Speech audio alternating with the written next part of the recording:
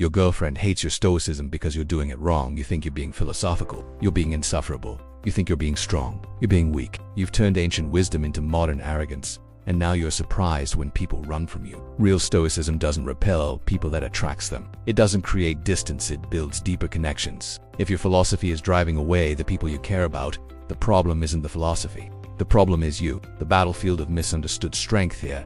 What's happening?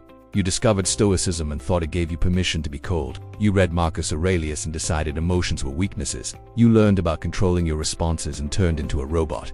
This isn't stoicism. This is emotional cowardice dressed up in philosophical clothing. The Stoics weren't emotionless. They were emotionally intelligent. They didn't suppress feelings, they mastered them. They didn't avoid relationships, they deepened them through virtue and strength. Marcus Aurelius loved his wife deeply. Seneca cared for his friends passionately.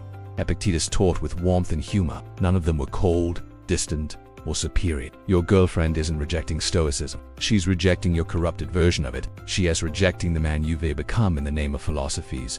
Someone who uses wisdom as a shield against vulnerability, who mistakes emotional numbness for strength, who thinks being philosophical means being above human connection. The real battle isn't between your philosophy and your relationship. It's between your ego and your growth. The Stoic path to authentic strength. True stoicism makes you more human, not less. It makes you more present, not more distant. It makes you more loving, not more cold. If your practice is creating walls instead of bridges, you're not practicing stoicism. You're practicing spiritual bypassing with a classical education. The Stoics understood that the highest form of strength is being vulnerable enough to truly connect with others. The greatest courage is facing your own emotions, not running from them. The deepest wisdom is knowing when to be flexible, not rigid. Your girlfriend sees through your act because people always see through acts. She loved you before you discovered philosophy, and she's watching you disappear behind a mask of superiority. The 3 pillars of Stoic relationship mastery. Step 1. Practice stoicism on yourself, not others. The first mistake you made was turning your philosophy into a weapon against her emotions. She gets upset, and you respond with cold logic. She needs comfort, and you give her lectures about controlling what she can control. This isn't stoicism. This is cruelty. Stoicism is about mastering your own responses, not judging others for theirs. It's about being the rock she can lean on, not the wall she crashes against. When she's emotional, your job isn't to fix her or teach her. Your job is to be present, to listen, to show up fully without being swept away by the storm. Marcus Aurelius wrote, "The best revenge is not to be like your enemy." The best response to emotional chaos isn't cold attachment, it's warm stability. Be the calm in her storm, not the critic of her weather. Practice your philosophy in silence. Let your actions speak louder than your quotes. Show her what stoicism looks like through your behavior, not your lectures. Step 2. Embrace emotional courage, not emotional avoidance. You've been using stoicism as an excuse to avoid difficult emotions, yours and hers. Real stoicism requires facing emotions head-on, understanding them, learning from them, not running from them behind a wall of philosophical superiority. When she's hurt, don't quote epic. Ask her what she needs. When she's angry, don't explain why anger is irrational. Listen to what the anger is trying to tell you. Emotions are information. They're not weaknesses to be eliminated. They're signals to be understood. The Stoics talked about sympathia, the interconnectedness of all things. You're connected to her. Her pain affects you. Her joy elevates you. Pretending otherwise isn't philosophical, it's dishonest. Courage isn't the absence of fear. It's acting despite fear. Emotional courage isn't the absence of feelings. It's engaging with feelings without being controlled by them. Be brave enough to feel. Be strong enough to stay present when emotions get messy. Be wise enough to know that connection requires vulnerability. Step 3. Lead with virtue, not superiority. You've turned stoicism into a badge of superiority. You think it makes you better than her, wiser than her, more evolved than her. This is ego, not philosophy. The Stoic virtues are wisdom, justice, courage, and temperance. Notice what's missing from that list: superiority, condescension, emotional detachment. Lead with virtue means leading with love. It means being just in your treatment of her emotions. It means having the courage to be vulnerable. It means having the wisdom to know when to speak and when to listen. Justice in relationships means giving her what she needs, not what you think she should need. Courage means being honest about your own struggles, not hiding behind philosophical armor. Temperance means finding balance between your practice and your presence. You want to be a Stoic? Start by being a good partner. You want to practice philosophy?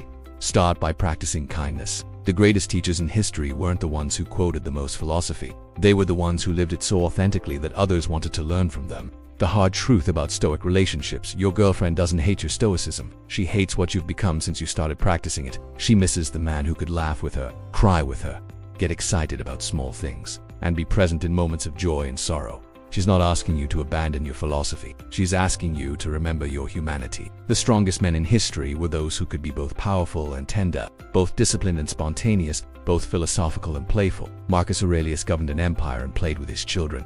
Seneca advised emperors and wrote love letters. Epictetus taught profound wisdom and told jokes. You think strength means being unmovable. Real strength means being flexible enough to dance with life while staying grounded in your principles. The integration of philosophy and love here is what you need to understand.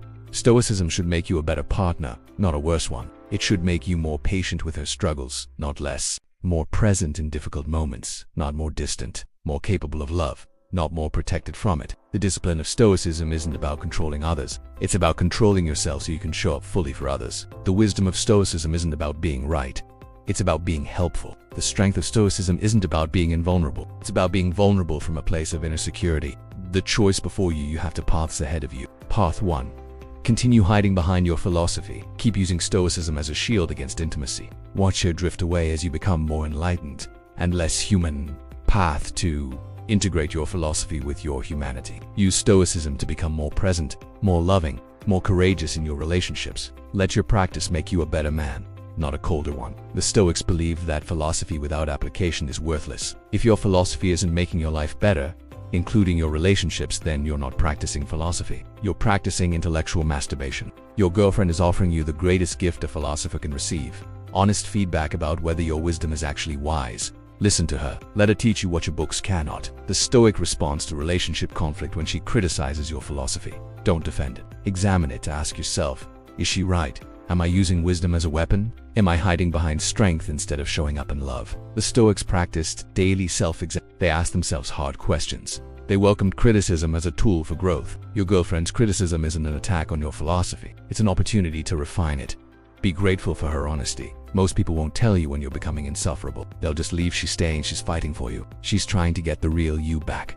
That's not hatred, that's love. Stoicism isn't about being above human experience. It's about being fully present for it. Your girlfriend doesn't need you to be perfect. She needs you to be real. She doesn't need you to be emotionless. She needs you to be emotionally intelligent. The greatest philosophers in history were great because they were great human beings first. They used their wisdom to serve others, not to separate themselves from others. If your philosophy is driving away the people you love, change your philosophy. If your practice is making you less human, change your practice. Real strength is being vulnerable enough to love. Real wisdom is knowing when to be flexible. Real courage is staying present when things get messy. Your girlfriend doesn't hate your Stoicism. She's trying to save you from losing yourself in it.